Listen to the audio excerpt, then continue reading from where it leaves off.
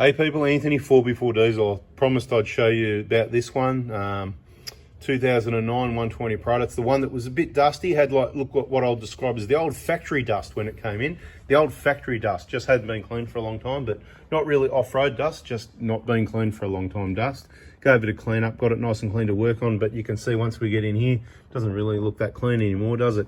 That's why I don't like really taking injectors out and put them back in again. There is a bit of oil around as well. We're going to have to wash and check this valve cover in case it is cracked. Hopefully it's not, but I think it'll be all right because there was some oil down the back there. Hopefully it's an old gasket or something like that, but we really need to get it off and have a look at it. I'll get in there and have a closer look, but you're not going to be able to see anything in the video, but I just wanted to cover a few important things. Looked like it hadn't been worked on, which is completely wrong. Let's start off looking at a few of the problems from people working on it. One of them is, see that whole stud, if you like, or whatever you call it, the threaded metal section that's glued into the valve cover. Quite clearly when we tried to undo it, it was super tight and it came out. That's fine, we'll get it out and re-glue it in there and all that sort of thing, but you know, a little bit of extra work, no big deal. It's just, it's meant to be 5 Newton meters or 8 or somewhere in there, not 28 anyway. So this is what I mean. We come to this and try and undo this, and there it is, there's your stud. So we've obviously got to get that into the vise or something like that. Don't worry about the moisture. This is the cover over the valve cover. Washed it down yesterday, remember? So don't be concerned about that. It's all normal. But the point is, yeah, we've got to get into there with something and hold that tight enough and get, it's not a big deal, but you know, we'll get it done. You know, yeah, probably just jam it in the vise or something like that. Do that in a minute. Other giveaways, which you may have seen on our Facebook page, the Prado Hospital, under the story, which are those short videos, 15 seconds. You may have seen these clamps. Look at them, they're just absolutely mushed out. Also put it on our YouTube channel on the shorts as well. Again, once again, 15 seconds. So if you want some quick videos, quick bit of entertainment, it's fairly useless, just go check our playlist, and there's one called Shorts, less than 15 seconds. Anyway, just thought I'd show you that because that's where you'll find, tell you about that, because that's where you'll find these. Look at them, they're just mushed. Completely mush. Now these are like 20-30 bucks each side. Basically it equates to, you got $100 worth sitting there in the picture. Bolts are about $2 or $3 each, nothing wrong with those, but by the time you place it, adds another 100 to the job. So on this one we're just going to reuse them because they will clamp the fuel lines, but at some point down the track, if someone feels like they've got an extra $100 to spend while we're working on the vehicle, another time we can maybe upgrade and put some new ones on there, because when you've got a budget, it's all got to end somewhere. And as much as I'd love to replace those, and I would have to replace those if it was my vehicle, because it just looks terrible. Look at it. But there's still rubber there. It's going to insulate the metal from the pipes and clamp the pipes enough to prevent any problems. So that's one way we can tell it's certainly been worked on. Now, 230,000 Ks, the risk of blow-by is massive. It is very high. But I just thought I'd show you the intake as well, because you might be surprised. Quite often when you get to these higher Ks, if it's been maybe highway Ks or driven hard enough or whatever it is, we don't know. There's a number of variables, but look how open that is. I mean, it's not great, but there's no major blockage there. The bad news is this is quite hard to clean when it's like this, because it's sort of been built, it's been on there for ages, if you know what I mean. Turn that light on, so that might be helpful for you, being able to see what's going on. But yeah, so it's not bad. You could say, oh, it doesn't need cleaning, but if you're going to do any other modifications, like a DIY 7mm plate, at the end of the day, you want to make sure everything's working right. You want to have that clean, that clean, that clean, that clean, all of that clean, so you know, because that's what works for everybody else, okay? Anyway, that's fairly clear but hard to clean. Let's have a look in the manifold. Yeah, obviously we're going to clean up this throttle body as well, give it a quick clean up. Let's have a look at the manifold now. All right, we're going to have a look and see what this manifold's like, right? So there you go. I mean, you could say it's typical. You could say pull it off and clean it, but you know what? What we clean out of there, there's not going to be much left in the manifold. And then when you've got less of that nasty stuff and plenty of the oil from the older engine, I sort of want more blow-by, more oil going through. It's, as I said before, it's almost like a self-cleaning system. It'll stay clean. You'll never need to clean it again, so don't worry about that. Look at these dirty old pipes. Anyway, we're going to get on with it. Pipes are coming off next. Got to go. See ya. I think we worked out why the valve cover might have a bit of a leak down that back corner there.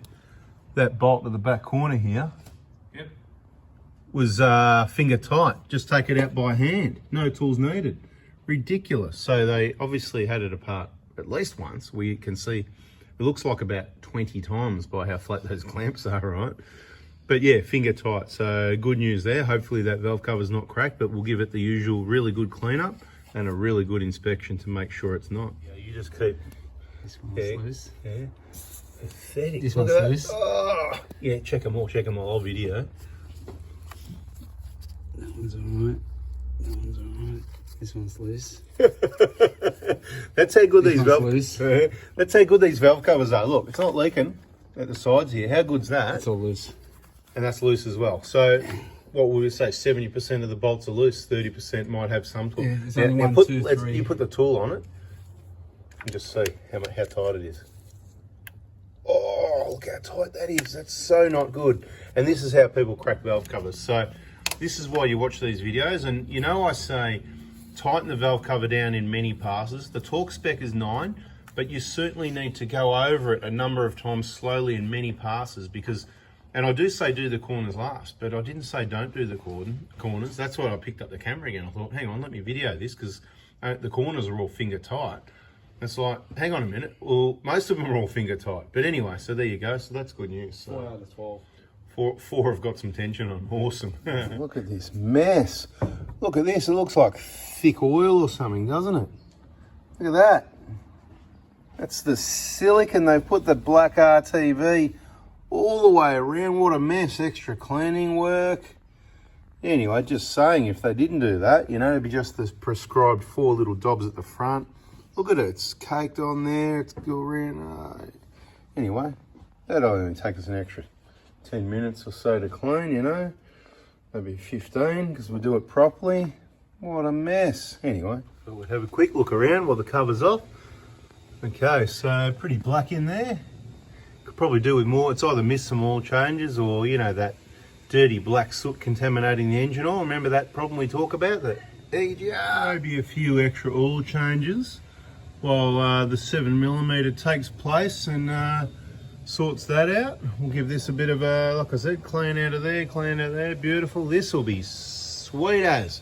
It'll be humming. so if you remember when we took the valve cover off, which bolts were loose and which ones were really tight, the front corner was one of the ones that was really tight. It's got a crack in it. It's hard to see, but it's right there, the crack, hard to see. Mitch, can you see that? Yeah, it's there. Yeah, can you see it? No, over this side, not the steel. See in the plastic down this side. Oh, there. Yeah, that's it.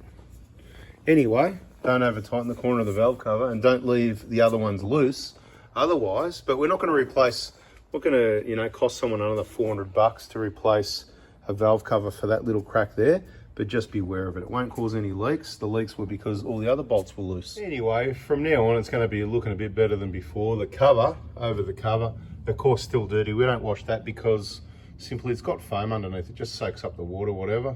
But all the valve covers all clean, inspected. That's all good. Of course, you know, everything's clean through there. It can breathe again because the pipe's nice and new. We've got the old clamps because we're on a budget, but we can change those later when, you know, when the client recovers. You know, an extra $100. It's kind of up there a bit, and he's already sort of past his limit with some other work that he wants to do, getting rid of that green slime. I'd want that out ASAP as well. So there's a few things going to go on the list, but that's all right. Look at that gasket, it magically appeared while I was over here. So we want to get rid of that green slime. And then, what's going on? Look at these parts just keep magically appearing. Good work, mate. All right, let's get this one finished off and wrapped up. Everything's going towards plan. What do we got to do on this still? We've got to get the green slime out, do the SCV, and the fuel filter over there, and happy day. Should be running beautiful. Anyway, here it is. We've wrapped it all up. Job's done. Injectors replaced. Some nice shiny new pipes there. Nice shiny new SCV down there. Look at that. Beautiful. A nice made in Japan quality fresh fuel filter. And of course, we got rid of all that ugly green slime is what I'm going to call it. Just bleeding the cooling system out, getting it warmed up. And then we've got quite extensive road testing to do to make sure the cooling system's bled properly and to make sure there's no issues with the major works that we've just completed.